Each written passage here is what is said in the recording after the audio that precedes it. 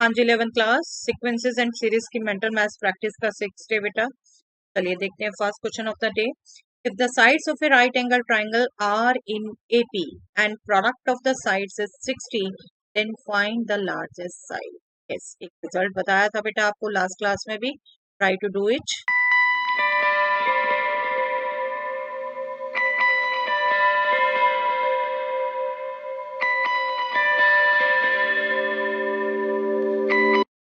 I am sure बेटा आप calculate कर पाए हैं कि लार्जेस्ट साइड जो होगी आपकी 5। देखिए, एक मैंने सिंपल सा रिजल्ट बताया था आपको। ए बी सी अगर 3 साइड्स राइट ट्राइंगल की हैं और वो एपी में भी है इंक्रीजिंग ऑर्डर में, तो ए बी सी की रेशो सिंपली 3:4:5।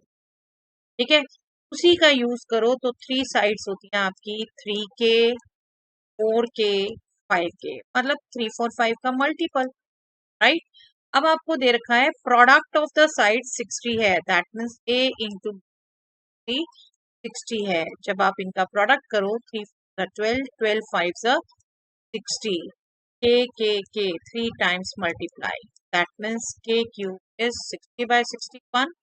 के क्यूब 1 है, दैट मीन्स 1 के 1 आ गया तो लार्जेस्ट साइड क्या होगी, C is equal to 5K, that means 5 unit. के लार्जेस्ट साइड 5 यूनिट। ये आई एम श्योर आपका भी निकला होगा अगर आपने रिजल्ट रिकॉल किया है कुछ। चलिए नेक्स्ट क्वेश्चन देखते हैं बेटा। If the sides of a right angle triangle are in AP and product of the sides is 480, then find the small side. Yes, find करिए बेटा खुद।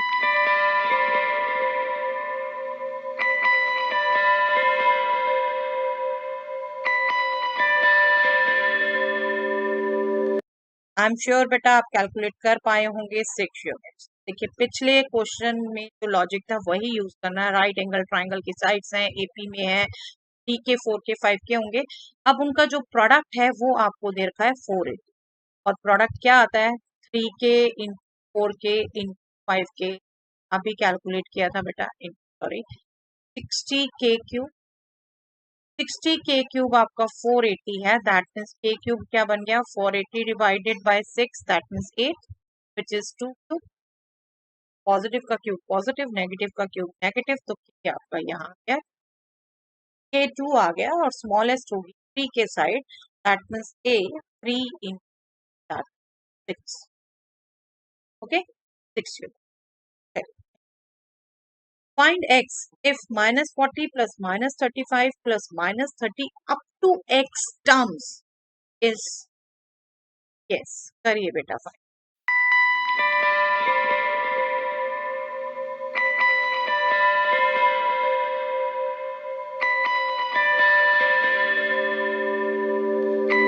आई एम वेरी श्योर बेटा आप आंसर कैलकुलेट कर पाए होंगे। x is 70।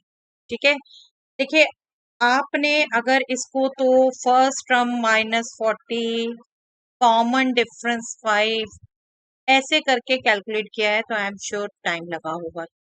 यहाँ visualisation ज्यादा कर आपकी नंबर लाइन की नॉलेज। देखिए 5 का गैप है, -40 से कितनी टर्म्स तक जाके आपका सम 0 आएगा। देखिए 0 से एक तरीके से -40 हम लेफ्ट में है, आप नंबर लाइन सिर्फ रिकॉल करते। देखिए हम 5 का गैप कह रहे हैं और -40 ये पहला नंबर 0 तक ये कितने हैं बेटे, जस्ट ये रिकॉल करना था। 1 2 3 4 5 6 7 8, 8 आपके 0 के लेफ्ट में है। 0 के राइट में भी सेम चाहिए आपको 8 ही, और 0 एक बीच में आएगा क्योंकि 5 का गैप है। तो 8 + 8 16 + 1 70। मैं सजेस्ट करूंगी ऐसे क्वेश्चंस में आप नंबर लाइन से विजुलाइज करके थोड़ा सा दिमाग में रखिए। ठीक है, एग्जैक्ट के फॉर्मूले वगैरह लगा के कैलकुलेट मत करिए। तो x टर्म्स तक है तो nth टर्म तक का सम आप 0, सम का फॉर्मूला, फिर ये सब आप कर सकते हैं बिल्कुल, आई एम श्योर। बट यहाँ मेंटली करना था तो इस ढंग से विजुलाइजेशन बेटर था। -40 से सॉरी 40 तक जितने -40 भी इंक्लूडेड होगा और इधर 40 भी इंक्लूड होगा, जितने नंबर आएंगे सारे दैट मीन 17। तो x आपका 17 टर्म्स, x 17। ओके, चलिए next question. Find x if -55 plus -45 plus -35 up to x terms is। अभी चेक हो जाएगा बेटा कितना आप समझे पिछला क्वेश्चन, करिए कोशिश पूरी।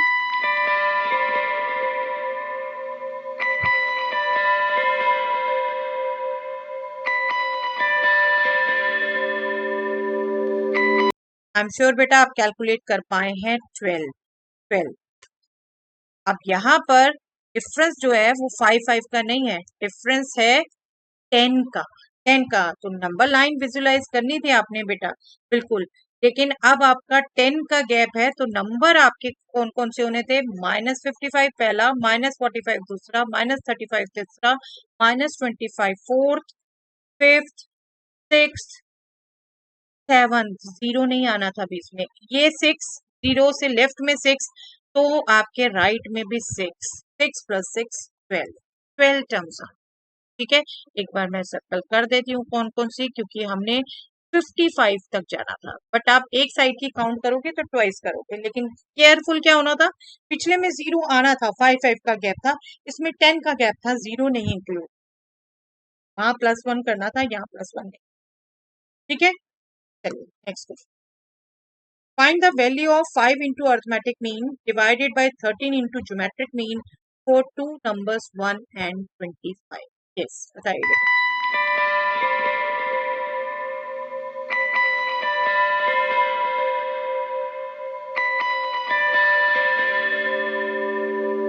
आई एम श्योर आपने विद इन टाइम इसे कैलकुलेट कर लिया है बेटा। 1 आपका आंसर आ गया होगा इसका, चेक कर लीजिए। Very good if you have done. नहीं तो एक बार समझ लीजिए, अर्थमेटिक मीन दो नंबर्स का क्या होता है, उनका sum divided by 2, and geometric mean दो नंबर्स का क्या होता है, उनका प्रोडक्ट का स्क्वायर रूट। तो ये दो नंबर 1 and 25 है, उनका sum divided by 2 that means 13। Geometric mean इनका प्रोडक्ट का square root that means 5। 5 into arithmetic mean divided by 13 into geometric mean। Arithmetic mean आया 13 और ज्योमेट्रिक मीन आया 5, तो आप सेम नंबर को सेम नंबर से डिवाइड कर रहे हैं आंसर को। Okay, simple to calculate. चलिए दैट्स ऑल्सो दैट।